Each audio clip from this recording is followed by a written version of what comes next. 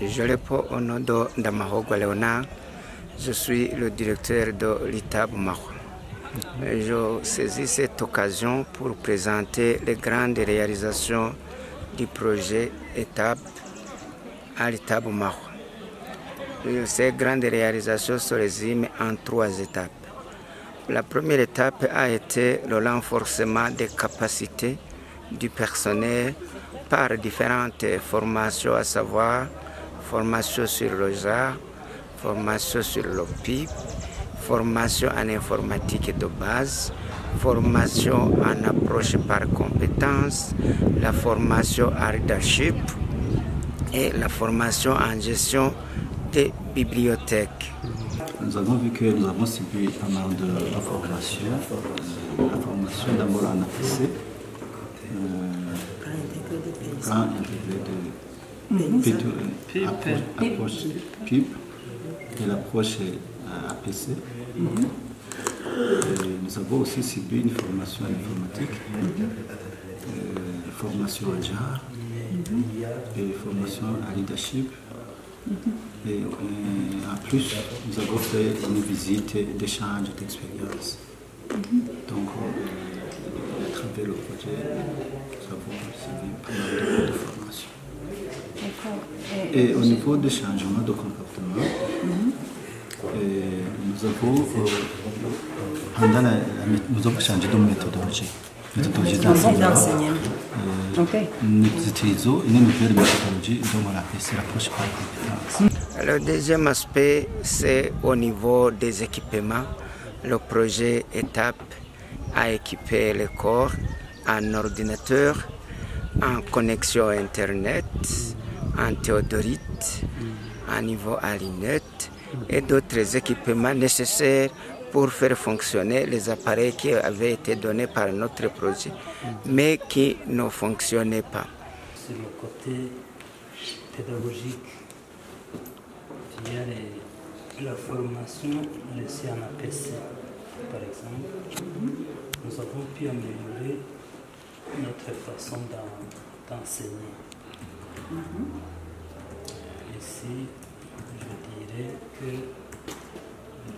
l'apprenant est au centre de ses apprentissages. Et en plus, l'enseignement est beaucoup centré sur les pratiques. Donc les travaux pratiques. Et avec aussi le projet ETAP, nous avons reçu donc des équipements au niveau de la salle multimédia.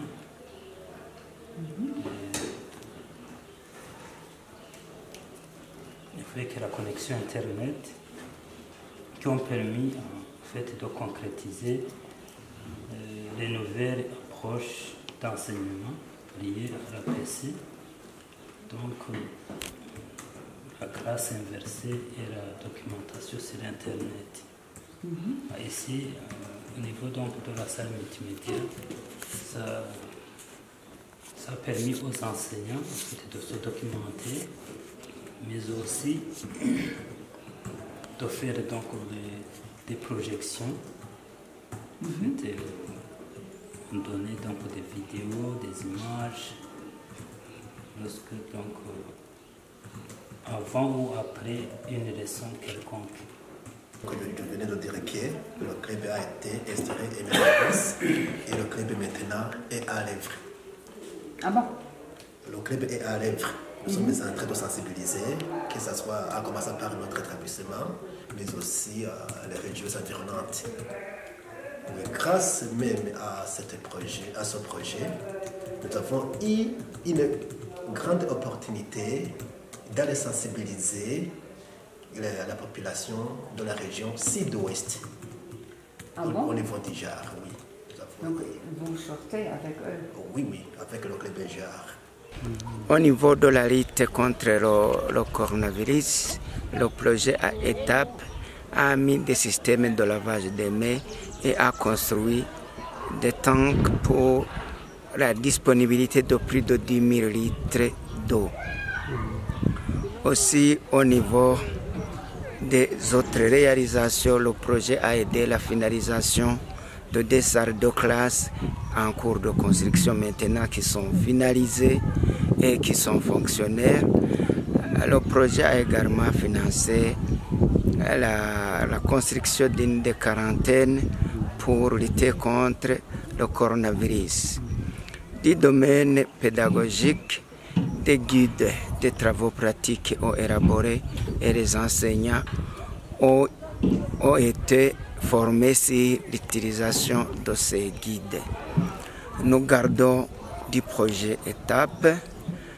D'abord, la connexion Internet qui permet des recherches pour nos enseignants et qui sera pérennisée parce que ces ordinateurs resteront là. L'utilisation des équipements, l'utilisation des salles de classe, l'innovation de l'esprit d'entreprise qui a poussé le personnel de l'école à créer une coopérative et qui est une coopérative qui est fonctionnaire. Nous garderons aussi les différentes formations, les serviront de tâches d'huile au niveau des générations des élèves présents et à venir. Et aussi, nous espérons que les acquis du projet resteront plus ou moins longtemps à l'État Maroc.